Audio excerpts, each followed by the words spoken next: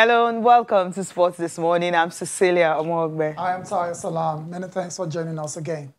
This is what the show looks like. We're starting off with the Tigers. They're going to be in action later today at the FIBA AfroBasket qualifiers. They're ready to roll against Sicily. Against Sudan, and of course they will be thinking of how they will book a ticket. The first round, it was all smooth for them. Second round, we'll see if they'll have a little bit of what stumble. Starting tonight at 5 p.m. Nigerian time against Sudan. Also on the program, well, it was only one-man show. Yesterday we'll talk about two guys, but it was all about this guy, Kylian Mbappe, scoring a hat-trick. I mean, this guy has been injured for a while, and he came back, and it just had to steal the show. Yeah, stole the show. Where was Lionel Messi? Stole the show, ran the show, however you want to put it. It was all about Kylian Mbappe yesterday in the UEFA Champions League matchup between Barcelona and PSG. Also on the program, this time around, the Balti party is over in the quarterfinals of the Australian Open after she was dumped out by a player from the Czech Republic. Balti party over. Definitely over. The Australians will stop celebrating now because right now there is no one in the semi-finals. Okay, we'll get to his party later. It's Ash Wednesday, but there was no Ash for her today. Okay, we'll get to her party much later on the program. We'll start up with the NBA. Of course, the games are decided last night. Some games are played, and of course, Brooklyn Nets will be our focus. But then before that, let's take a look at all the results that went down on the night, starting with the Nuggets and the Celtics. Yes, 112 to 99 in favor of Boston in that particular matchup, despite a very big night from Nikola Jokic. Elsewhere, it was the Pelicans absolutely demolishing the Memphis Grizzlies 144 to 113. Zion Williamson with 31 points on the night. It was a matchup between, of course, the top two draft picks from the 2019 draft. Ja Morant was in action as well to 28 points. So let's go on to the Raptors and the Bucks. It was 124 to 130. What is happening? In favor of the Raptors. Fred VanVleet, 30 points on the night. Pascal Siakam, 23 for Toronto. And you're asking what's happening to the Bucks? They've lost 4 in a row. In a row now. Despite getting 34 points and 10 rebounds from Giannis Antetokounmpo. Not good at all. Something is up there. They need to fix it as soon as possible. Quickly. Let's go on to the Lakers and the Timberwolves. Ended 112 to 104 in favor of LA. LeBron James, what a player. 30 points, 13 rebounds, and 7 assists. Also got help from Dennis Schroeder, scoring 24 points. The Lakers were playing without, of course, Anthony Davis. No problems whatsoever for them. It was actually their first win in Minnesota since March 25, 2015, after losing 7 straight games. So the hoodoo is over right there. All right, the Blazers and the OKC Thunder ended 115 to 104 in favor of the Blazers. Damian Lillard scoring 12 of his 31 points in the final 4 minutes of the game. Last but not the least, the Nets and the Suns. 128 to 124. This game started with the Suns absolutely burning the Nets. First, second quarter, I thought they were going to lose this game. But somehow, they showed a lot of fight that's going to be expected from championship hopefuls to win this game. Of course, they were led by James Harden. That's our focus for the NBA. I will just go straight into it. Cecilia, obviously, no KD, and no problem. The beard to step up. And he had to step up. I mean, they scored 40 points in the fourth quarter. I mean, that was a huge turnaround because 24-point deficit, that's what they had. James Harden, 38 points on the night, 11 assists and 7 rebounds. Backed by Joe Harris also was another player, 22 points. And of course, for the streaking Sun, they had to hurt that streaking. Ended in game 6 for the Suns. Now, if you look at the scoreline and you ask yourself, how did it happen? I'll tell you, everything happened in the final quarter. Because that's what the Nets needed to wake up.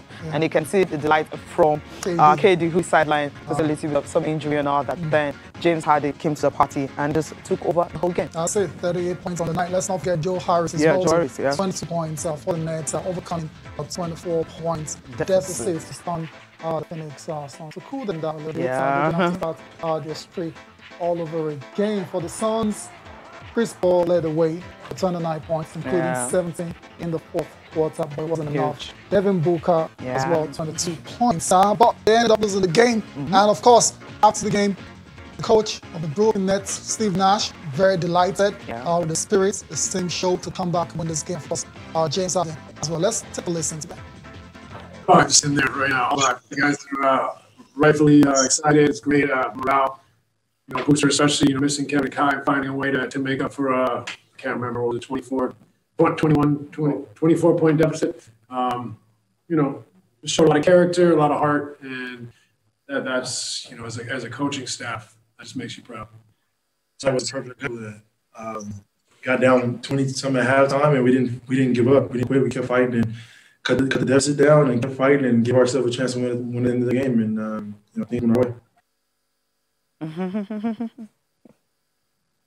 Things indeed went the way of the Brooklyn Nets in that particular matchup against the Phoenix Suns. Hopefully, KD and Kyrie can return as soon as possible, because we want to. I mean, it's enjoyable watching these three guys play together. But the advantage that they have is if one of them is not around, the other will step up. Exactly. I mean, James is. I mean, it was scoring in the league multiple times. So if he's not playing KD, top scorer in the league multiple times as well too. Kyrie can score with the very best as well too. So it's just a very fun side to watch. And once they fix the defensive issues, which they're in the process of doing, they have to be considered as title contenders. Okay, right now you can't consider them. No, not at the moment. Okay, because defense wins your title, right? Not at the moment. Defense wins your title. All right. Before we leave the NBA, talk about the young stars. The young stars, the 2019 draftee. Yeah, this 2021. Wow, these guys are a bit old right now. Yeah, I know, right? Last year we were talking about them being rookies and all that. But right now we have other players that take over. Exactly, and it's good to say. It's good to see that Ja Morant's second draft pick 2019. And Zion Williamson, first draft pick 2019, already doing great things in the NBA despite their younger years. They faced off yesterday against each other. That's the Memphis Grizzlies and the New Orleans Pelicans. At the end of it all, it was Zion and the Pelicans are prevailing in that game. And like I said, Zion, 31 points on the night. And it was Zion Williamson, 31 points, and Ja Morant's 28 points. Let's get the post-game reaction coming from these two guys now after yesterday's game. I'm always on the move, so the defense has to not only adjust to me trying to get to a spot, but they also have to adjust to me making a move. And then also, I feel like I pull the defense in, so I find my teammates a lot easier. I think it goes back to what I'm saying a lot. Like, I was always trained to be a point guard, so the point guard can't get rattled. You always got to remain calm and always try to make the best play, find the best option. So I think it just goes back to that. I feel like they was, pushing the pace. We had some, I would say, mislaps, not following the game plan. But I feel like even though, we mess up on that, we got to have each other back and get in scramble mode. And they also, was hitting high quad threes. Had a high rate. I think they shot like 50% from three, and they were just knocking down shots. Knocking it down. They were just knocking down shots. Indeed, that's for the New Orleans Pelicans. 144 points, season high for them. And of course, Memphis just couldn't stop them on the night, despite the best efforts of Ja Morant. 12 of 16 shooting for the young guy. I mean, not a bad night at all. It wasn't bad. Josh Hart scored 27 points. And, of course, Brandon Ingram also added 22 for New Orleans. That's why I was talking about. They were just shooting. They kept shooting and shooting. And they just didn't miss, so it was hard for them. All right. Let's talk about our standout performers. All the guys are shown like million stars for the different teams in their victories. Some of them ended up on the losing side, but not for Van Vliet. It was fantastic performance on the night. 33-4-7 for the Raptors in the win over the Bucks. Giannis, unfortunately, one of those that ended up on the losing side. 34-10-8 against the Toronto Raptors. It was a loss. Zion, Mount Zion, that's what I like to call him, very dominant in the paint. Early this morning against Memphis, 31-7-6. 13 of 16 from the field. What a player. Huge. Damian Lillard, of course, standard, always makes an appearance for the Portland Trail Blazers, 31-7-10. James Harden, the beard, had to pull out all the stops for the Brooklyn Nets in a victory against the Phoenix Suns, 38-7-11. of course, King James, season 18. I mean, this is ridiculous what this guy is doing. 30, 13, and 7 for the Lakers in their victory over the Timberwolves. No AD, no problems. No problem. Now you have a 36-year-old always being your top scorer in every game. It's ridiculous. And so Nikola Jokic, yeah. the Joker, 43 points, 6 rebounds, 5 assists for the Nuggets. Unfortunately, they lost that game to Boston. Cecilia, let's get on with the show now. Let's go down under. Okay. Talk about the party that is over, right? Okay. I mean, let's go on a break now. When we come back, it's going to be all about the UEFA Champions League, where we'll do a comprehensive review of the games, especially between Barcelona and PSG. We'll be telling you about the Kylian Mbappe show. Join us again.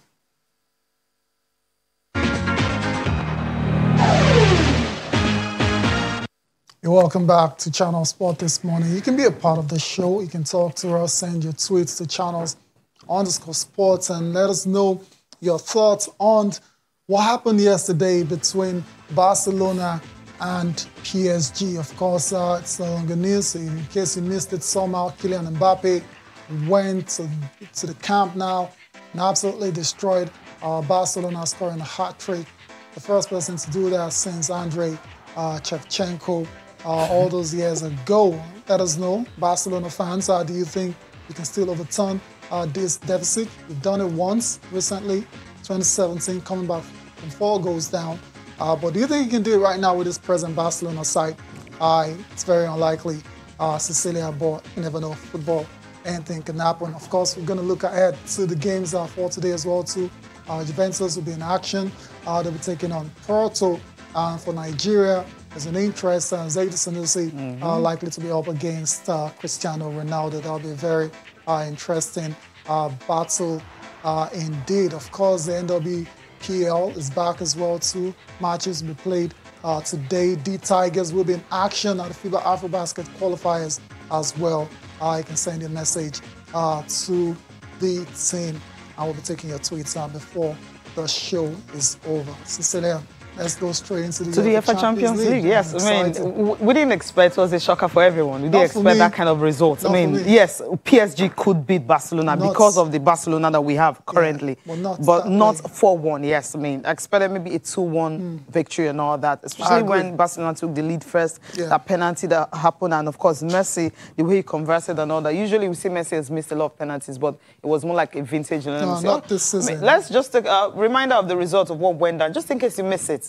It was 4-1, Kylian Mbappe. We expected Messi to at least maybe also be on the show, but somehow it was a poor day for him. But I don't know, Gerard Piqué was rushed back. Yes, he came back from injury and all that. It was a strange one, I said the same. But first half, he tried as much, but the clearances he made and all. But then he couldn't, sustain that pressure because trust PSG, I mean, those guys can run you ragged. And that was what they did. So he got tired at a point and all, and then the goals started rolling in. And there was no comeback really for Barcelona in that game, and they have their work cut out now, going to France, to Paris, to be precise, to try and overturn that deficit with all the issues as well documented, all the weaknesses and the frailties. We saw it yesterday against Paris, and we're not going to be doing the analysis and the review alone. Bada Kitune Johnson will be joining us any moment from now to help us do all of that. Bada, good morning. It's great to have you on the show, as per usual. Good morning, Tyler. Good to be here. It's the morning after the Champions League. It was, a good time to review some of the matches, especially after what went down yesterday. At the Camp Nou, where PSG basically just ended the tie effectively, blowing Barcelona out of the waters. It was a Kylian Mbappe show. As Cecilia said, we're expecting it probably will be the Messi show, but Mbappe just seized the stage. Seized the stage. His first ever trip to the Camp Nou. He probably made himself a bit more attractive to Real Madrid. Of course. Going forward. Yeah, it was a super show. He just absolutely destroyed Sergio Dest and Gerard Piqué playing on the right side of Barcelona's defense. But it must be said, but that was as far as Barcelona is concerned, the poorest Barcelona team I've seen. Yes, they've had some really bad capitulations in the past years in the Champions League, notably to Roma, to Liverpool in recent years. But what I saw yesterday was just a decisive, should I say, rating of the state of the club. You know about all of the incidences that even necessitated Messi threatening to leave in the summer. This particular Barcelona team is nowhere near. You know about all their struggles in the league this season, even though they seem to have put some kind of decent run together in recent weeks. But this particular team is not typical Barcelona. They've got deficiencies in defense. That last night's result does not flatter PSG. It could have been 7, it could have been 8, but for the brilliance of Ter Stegen, to be honest. And it's just a reflection of the state of Barcelona and where they are as a football club at the moment in time. There's a lot of young players also that have been entrusted with driving this team that will need time. The likes of Dest, the likes of the young, they're going to need time. Ousmane Dembele was a massive disappointment. He's just coming back from injury. Griezmann came in for big money for nights such as yesterday, but he didn't pull his weight.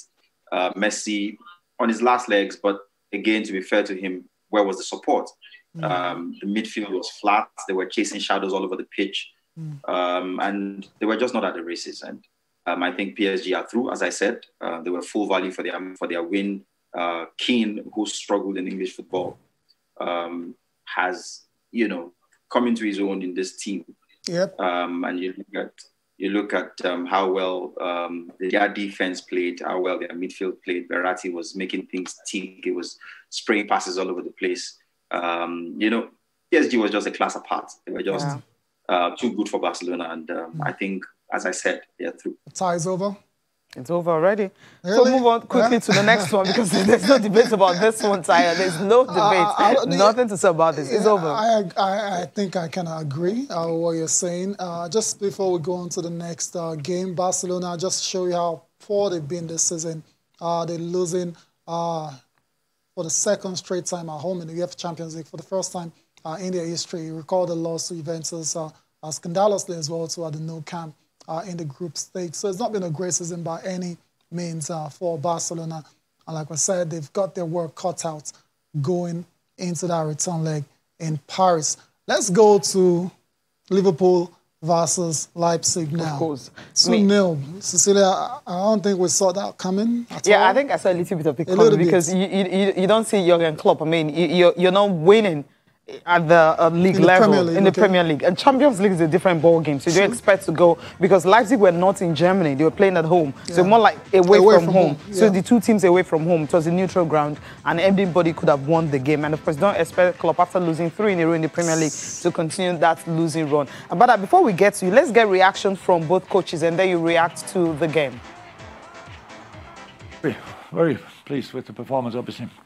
It led to a result, I think, to a deserved result. There was a game where you don't expect big advantages for one or the other team because of the nature of both teams, because both are really good organized, both defend really well, both are used to cause the opposition side problems in the way they want to build the game. I thought that worked slightly better out for us tonight. I know Leipzig pretty well, and I know how dominant they can be football-wise, and how overwhelming they can be in a game from a physical point of view. So that's what we had to deal with tonight, and the boys did play a really good game.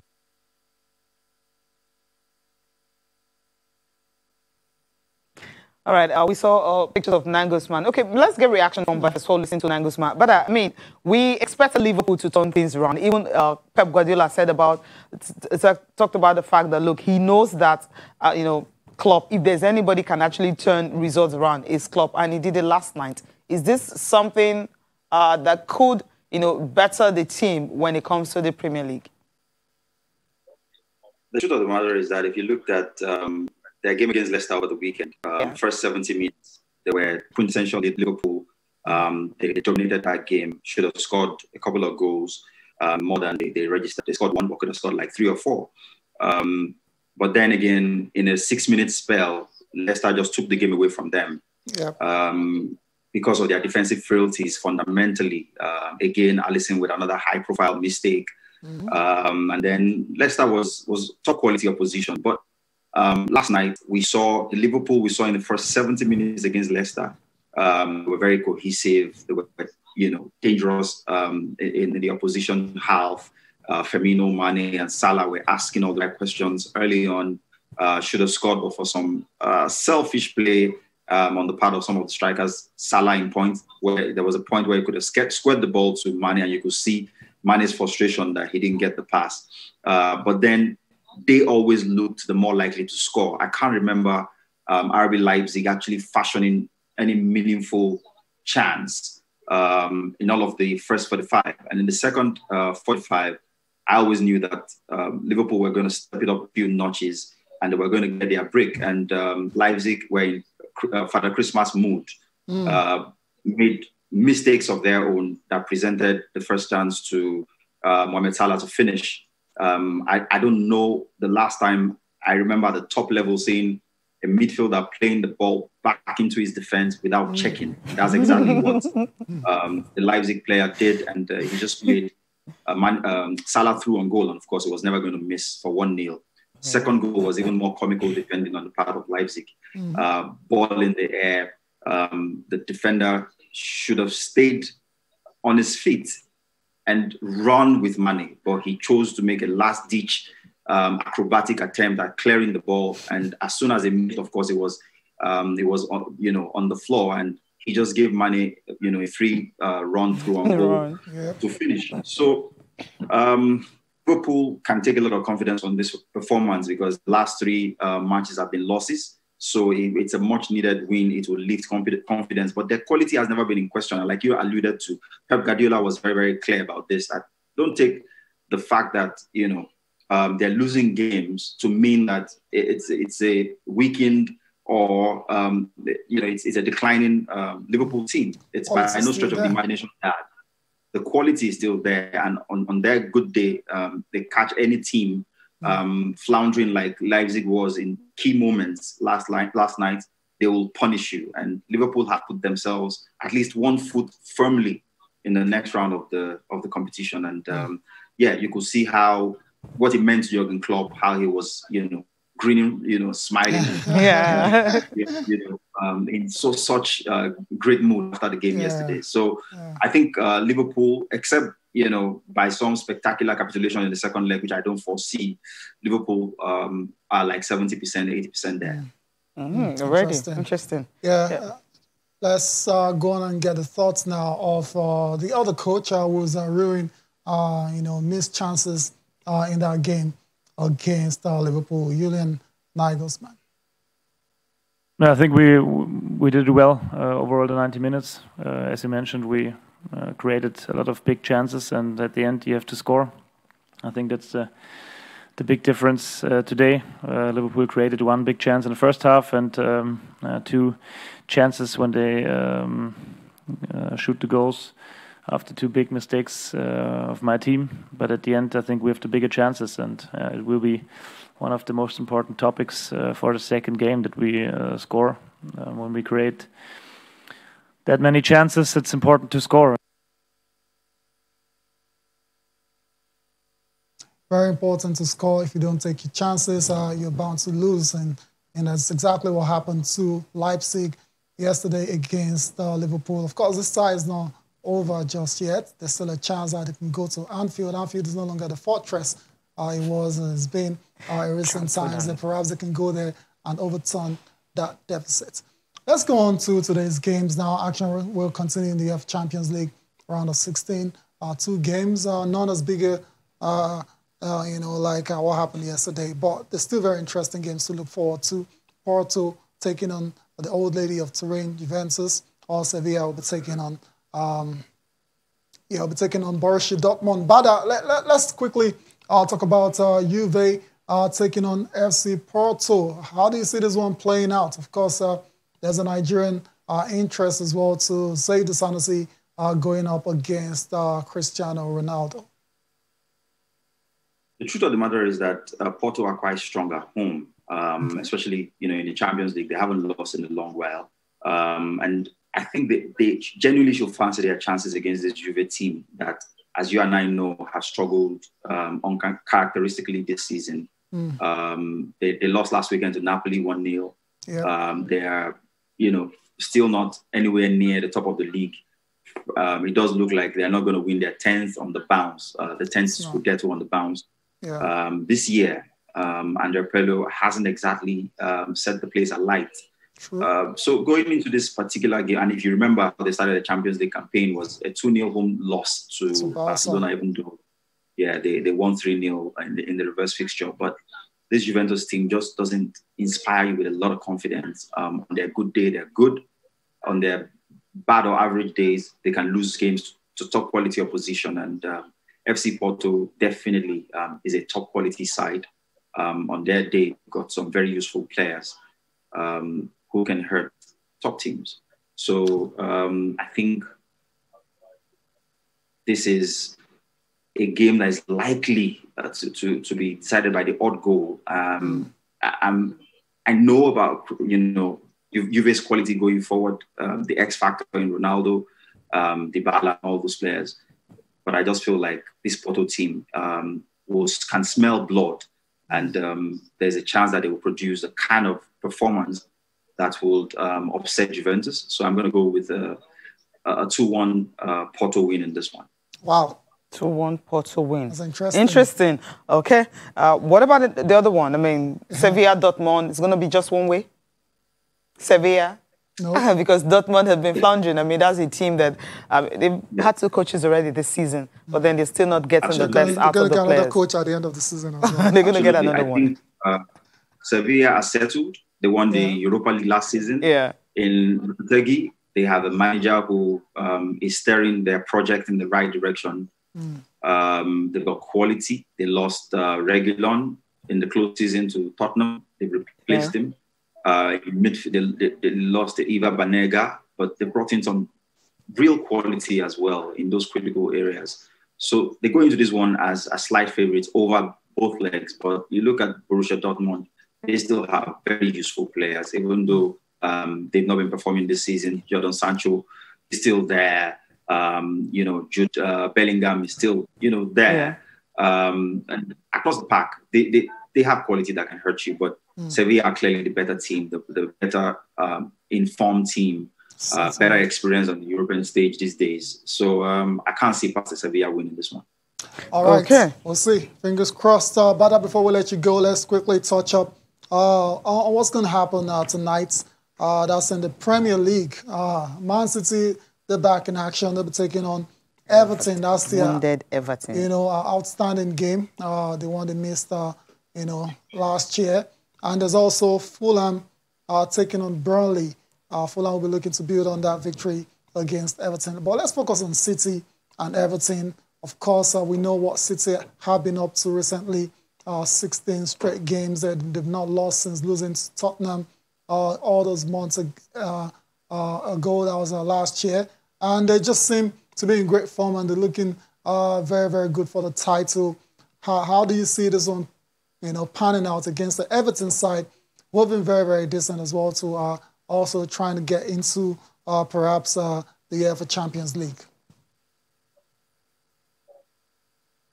Well, Everton played Spurs midweek last week. It was 5-4, I think. Yep. Following weekend, Everton lost at home to Fulham. Spurs lost to City. So the kind of strength and depth that you need to keep winning in this period, I think only Man City has it.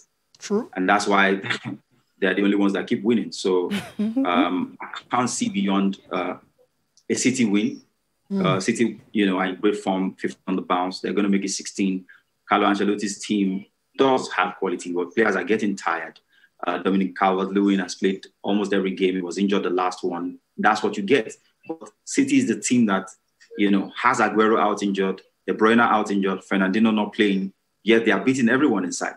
Yeah. So, there is no overanalyzing this one. It's a City win for sure. Gundogan is in fantastic form. Foden is playing well. Everyone in the City team is playing. They are not conceding goals. How are you going to beat a team scoring goals and is not conceding. Not conceding. Interesting. And now to make things worse for Everton, there's a chance that Sergio Aguero plays this game. Kevin De Bruyne is also back in training. So it's a very tough one for Everton. But we've seen this season is a very crazy one. We've seen some very strange results. But thank you very much for your time. Really appreciate it. Hopefully we can do this again next Wednesday. All right, cheers. All right, then that's it for this part of the show. We need to go on our final break. When we come back, we'll be telling you all about the Super Falcons and the D-Tigers getting ready for the international engagements in Turkey.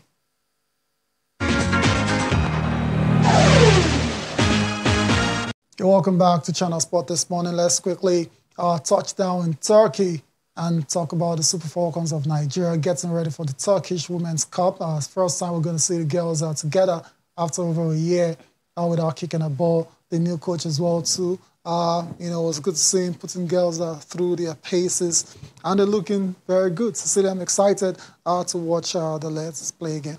Yeah, they're excited. They're ready since October 2009. That was the last time, they played, like when they fell out from that, qualifier for the Olympics. And after that, but then right now the girls are back, just ready. The first game is going to be against CSK Moscow tomorrow. And one of those players that was invited for the team, Gloria Ogbonna, she plays for Edo Queens. She's really happy that the girls are coming together. It's her first call up to, for the national team and all that. When you have players from NWFL making it into the senior team, star-studded Super Falcons, you definitely are just one of the lucky ones. Let's listen to Glory talking about this tournament and how excited she is being part of the squad.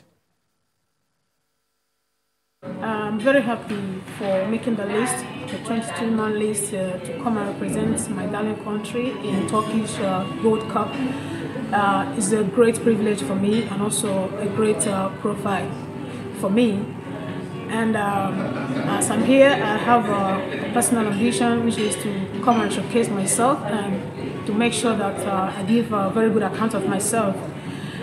And also to show that our league is really developing by producing players, home-based players who can come and represent the country together with the foreign-based players. So I'm very happy because our league has really gone far. We have really improved in order to bring out players that can come to Falcons. I know that this tournament here will also help us to know more about ourselves tactically and as an individual as well. And I know that this our acting also. We have our own ambitions individually and collectively to make sure that we come out successful in this competition. Success, that's what is important. It's talked about personal ambition and team ambition as well. So it's awesome. I'm looking forward to those games. Let's come back home and talk about the NWFL matches that continue today in the league. And of course, a lot of these ladies will be looking forward to future invitations to the Super Falcons as well. Cecilia, some very interesting games to quickly talk about. FC Robo taking on Royal Queens. Dream Stars and Pelican Stars will also be in action. Dream Stars, of course, they won their first game before the break. And right now, they will be having a new coach because the other coach, resigned after she had some issues with the club and all that. So she resigned. And, of course, they will be having a new coach that will be in charge of the game today. It's going to be at Agege Stadium in Lagos here. Rivers Angels and the Shroom Babes will also be in action. Sunshine Queens and Ibom Angels. Ibom Angels, of course, they've been fined because of what happened in match day 5 and all that. About 1 million naira, so they need to pay some quid because they assaulted match officials. Nassau Amazons and Abia Angels will also be in action. Bayelsa Queens and Edo Queens. That's the game to really watch out for. Bayelsa Queens finally, lost their first game in match day 5. And Edo Queens, the team that is well motivated and all that. Yeah, so that's what they can describe. Yeah, so they need to get something out of that game too. Confluence Queens and Delta Queens will also slug it out today. That's the games for match day 6 of the Nigerian Women's Football League Premiership. So for Bayelsa, I think you can say that the break has kind of taken the momentum away, and they just couldn't That's why they lost that. That's why they lost that one, right? No, that's not exactly what happened. So they welcome Edo Queens to see what's going to happen in that game. Yeah, fingers crossed. Before we look at the papers, D Tigers. Talk about D Tigers, yes. They will continue the quest to qualify for the FIBA AfroBasket as the 2021 edition when they take on South Sudan later this evening. Of course, Nigeria, South Sudan, when it comes to basketball, there's really only one winner, and I'm not even trying to be disrespectful or anything like that. The D Tigers should get a W today, despite the fact that there's no Mike Brown, but there is Mufon Dofia, who's in charge of the team. D Tigers should be able to, will eventually secure qualification for the FIBA AfroBasket. You're just saying it's a straightforward one for them, right? The first picture, I mean, in that group D,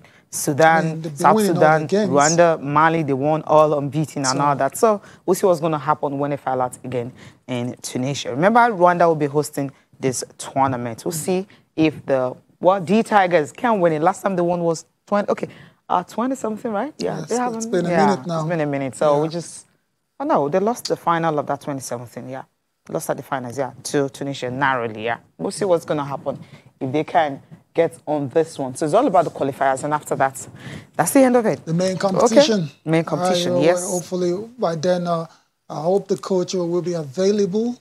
Of course. Then. He will. All right. It will be available then. Don't smile. Okay, so before we look at the papers, quickly just take some few tweets. There's so many. Okay. So tell where do I start from? Okay. All right. Noble Flyer Man, he said, great mentality and discipline was the decider for Liverpool against a ruthless Leipzig. And for Mbappe coming to the party in the absence of Di Maria, Neymar, that kid is cursed with talent.